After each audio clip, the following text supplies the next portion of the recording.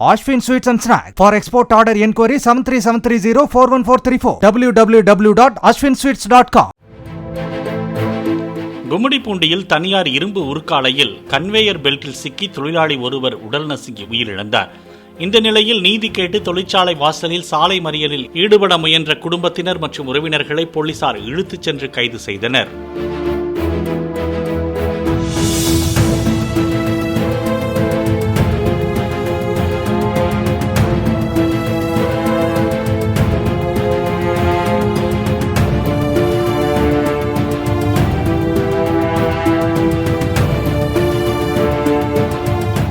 Ashwin Sweets and Snacks. For export order enquiry 7373041434 www.ashwinsweets.com.